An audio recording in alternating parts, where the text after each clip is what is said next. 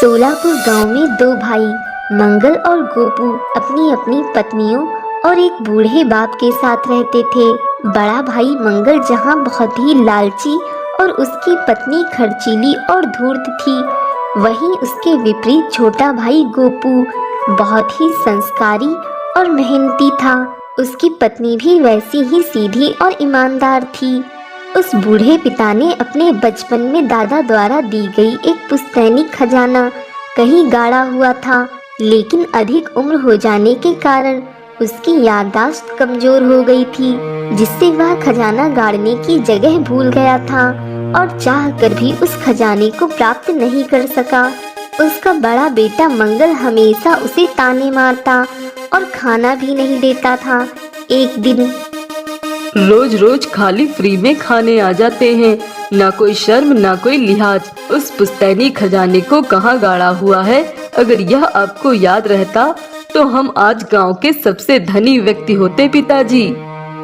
हाँ, नहीं तो यूँ रोज रोज की हाय हाय किचकिच तो ना रहती। हम लोग ऐसो आराम से जी रहे होते, किसी बात की ना कोई चिंता ना फिक्र। हमारी 7 पुश्ते बैठकर खाती। क्या भैया, आप भी जो अपने पास नहीं है उसके लिए पिताजी को क्यों दोष दे रहे हो? हमारे पास 2 बीघा खेत तो है ना, उसी में दिन रात मेहनत कर हम खूब धन कमाएंगे। क्यों पिताजी, मैंने ठीक कहा ना? हाँ बेटा, तुमने बिल्कुल ठीक कहा। खेती कर कर आज तक कोई अमीर बना है छोटे, जो हम ही बनेंगे? हाँ। धीरे धीरे दिन बीतने लगे और बूढ़े की तबीयत भी बिगड़ने लगी। वह दिन भर खाट पर पड़े पड़े खांसता रहता। एक दिन मंगल की पत्नी मंगल से कहती है, सुनिए जी, पिताजी बस अब कुछ ही समय के मेहमान हैं, इनसे जल्द ही वह सारे खेत अपने नाम करवा लीजिए। देवर जी ने अपनी टांग अड़ा दी तो खजाने की तरह यह खेत भी आपके हाथ से चले जाएंगे। तुम ठीक कहती हो भाग्यवान, गोपू बहुत मेहनती है। वह खेत ना रहने पर भी कहीं न कहीं से पैसे कमा ही लेगा, लेकिन मैं तो ऐसा सपने में भी नहीं कर सकता। मंगल अपने वकील को रिश्वत देकर प्रॉपर्टी के कागजात बनवाता है और गोपू और उसकी पत्नी के ना रहने पर अपने बूढ़े पिता के पास जाता है। पिताजी, मेरे प्यारे पिताजी, अब आपकी तबीयत कैसी है पिताजी? अभी तो तबीयत ठीक नहीं है बेटा, लेकिन मेरे मरने के बाद बिल्कुल ठीक हो जाएगी।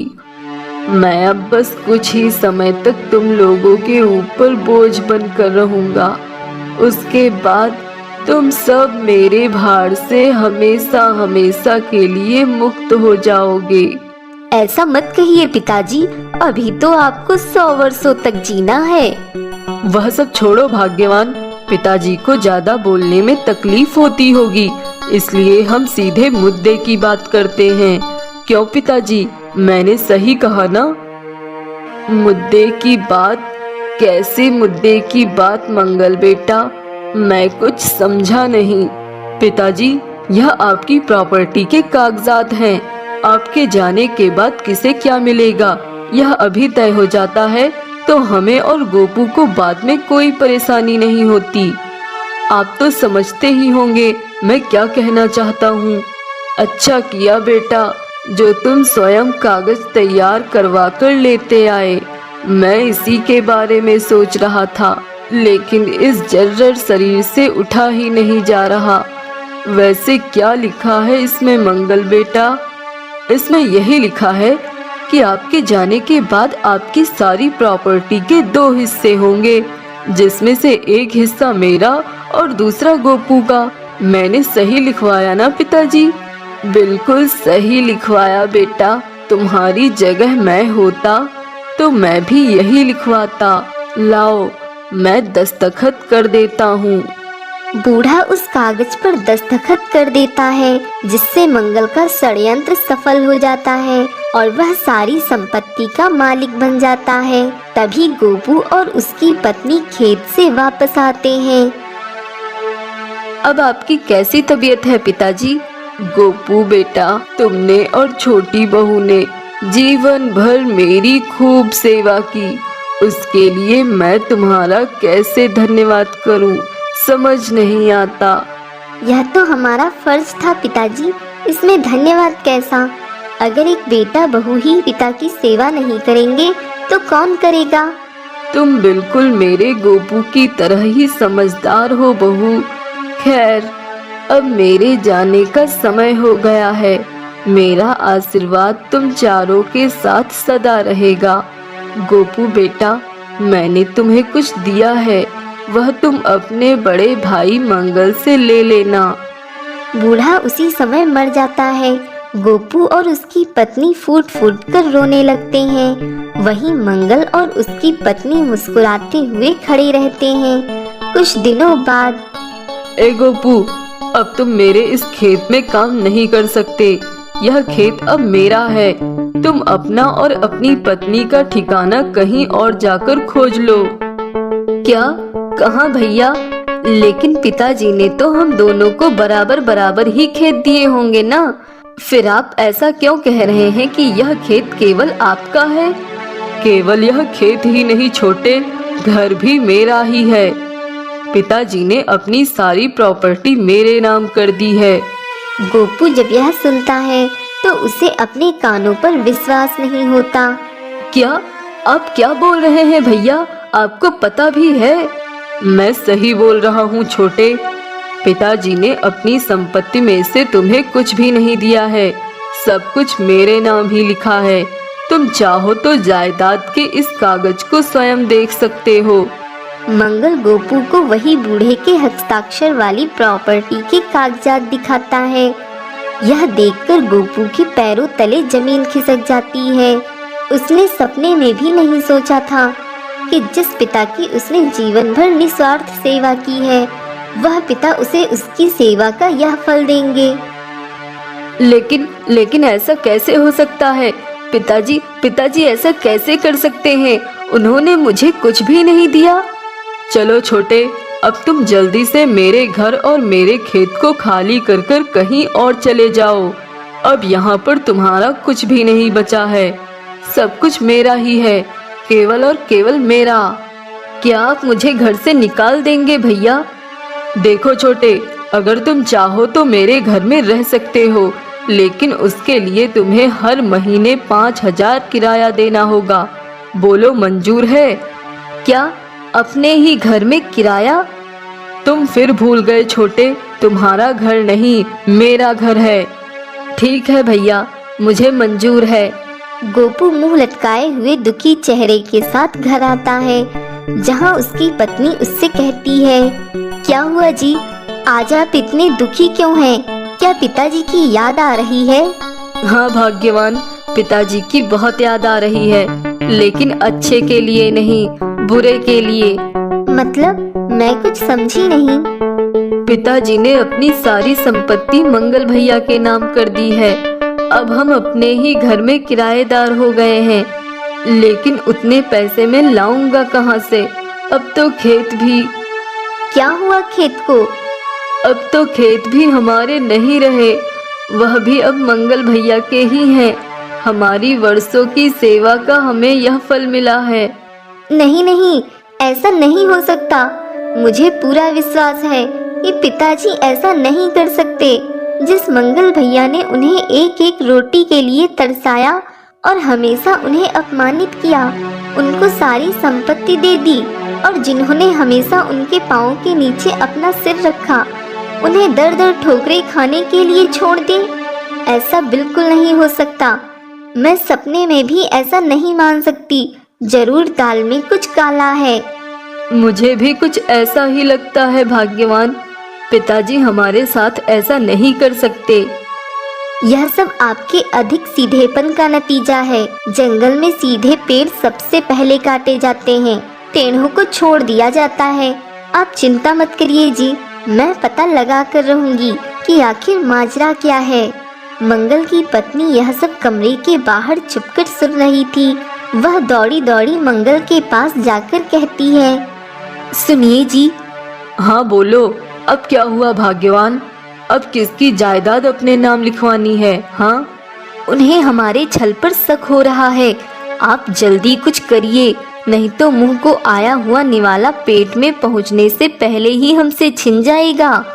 जरूर छोटे की उस चालाक पत्नी ने यह शक छोटे के मन में डाला होगा। मैं अच्छी तरह से जानता हूँ, बुद्धि कुछ जरूरत से ज्यादा ही है उसके पास। हाँ, बिल्कुल सही पकड़ा आपने। उसी चुड़ैल से हमारा सुख देखा नहीं जाता, लेकिन मैं भी उससे कम नहीं हूँ। हाँ, कहे देती हूँ, अब की बार उसे ऐसा सबक सिखाऊंगी कि जिंदगी भर याद रखेगी। मुझे क्या करना चाहिए भाग्यवान? आप एक काम कीजिए, हमारे घर की वह पीछे वाली ऊबड़ खाबड़ बीहड़ जमीन देवर जी को दे दीजिए। उससे क्या होगा भाग्यवान? अगर उसे कुछ नहीं दिया गया तो वह दिन रात इसी के बारे में सोचता रहेगा और हमारा छल जान जाएगा। इस तरह वह और उसकी चुड़ैल पत्नी अपने कार्य में व्यस्त रहेंगे और उन्हें यह सब सोचने समझने की फुर्सत ही नहीं मिलेगी। वह भाग्यवान क्या तरकीब निकाली है! तुम्हारी बुद्धि भी छोटे की पत्नी से कम नहीं है। मंगल ने गोपू को अपने घर के पीछे की एक बीहड़ ऊबड़ खाबड़ जमीन दे दी। गोपू ने दिन रात मेहनत करके थोड़े ही दिनों में भूमि को समतल बना दिया और उसमें सरसों की खेती करने लगा। कुछ दिनों बाद उसमें पीले पीले सुंदर सरसों आने लगे। सरसों निकलते वक्त, अरे देखो भाग्यवान, हमारे सरसों में सोने लगे हुए हैं। यह क्या चीज? सोने की सरसों? मैंने तो ऐसा न कभी देखा न सुना। हमारी मेहनत और ईमानदारी को देखकर जरूर भगवान ने ही इन फूलों पर सोना छिड़का होगा। मुझे तो लगता है इस जमीन के अंदर जरूर कहीं सोना गड़ा होगा, वही इस सरसों में लगकर ऊपर आ गए होंगे। अच्छा, ऐसा क्या? आप इस जमीन की खुदाई कीजिए, जरूर इस जमीन के अंदर सोना गड़ा होगा। गोपू ने वहां जमीन खोदना चालू कर दिया और कुछ ही गहरा खोदने पर उसे एक सोने से भरा हुआ बड़ा सा मटका मिला, जिसमें ढेर सारा सोना चांदी भरा हुआ था। अरे भाग्यवान, देखो मुझे क्या मिला! इतना ढेर सारा खजाना! इतने सोने चांदी तो मैंने अपने जीवन में कभी नहीं देखे हैं। यह जरूर पिताजी द्वारा गाड़ा गया खजाना होगा, जो वह गाड़ कर भूल गए थे। यह हमारे ही भाग्य में था, इसलिए ऊपर आने में इतनी देर लगा दी। बिल्कुल ठीक कहा भाग्यवान, नियति ने हमें इस खजाने तक पहुंचाने के लिए ही इतने दुख दिए थे। इसलिए कहा गया है, जो होता है अच्छे के लिए ही होता है। मंगल को जब इस खजाने के बारे में पता चला तो उसकी नींद ही उड़ गई। वह गोपू से आकर बोला, क्या मुझे वह सब बोलते वक्त आप परेशानी में थे भैया? मुझे तो नहीं लगा। हाँ, तुम तो मेरी बेइज्जती कर रहे हो छोटे। खैर मेरे प्यारे भाई, यह बताओ कि तुम मुझे इस खजाने में से कितना दोगे? आधा आधा बांट लो, या एक काम करो, तुम 75% रख लो, मुझे सिर्फ 25% ही दे दो। मैं उतने में ही खुश रहूंगा। जल्दी बोलो छोटे, मुझसे अब रहा नहीं जाता। इस खजाने में से आपको उतना ही दूंगा भैया, जितना आपने मुझे पिताजी के प्रॉपर्टी में से दिया था, अर्थात कुछ भी नहीं। मंगल आश्चर्य से बोलता है, क्या तुम अपने बड़े भाई को कुछ भी नहीं दोगे छोटे? यह खजाना तो पिताजी का है, इस पर हम दोनों का हक है। बूढ़े पिता की बीमारी का फायदा उठाकर उनसे दस्तखत कराने वाले हक की बात ना करें तो अच्छा ही रहेगा। मतलब मैं सब जानता हूँ भैया।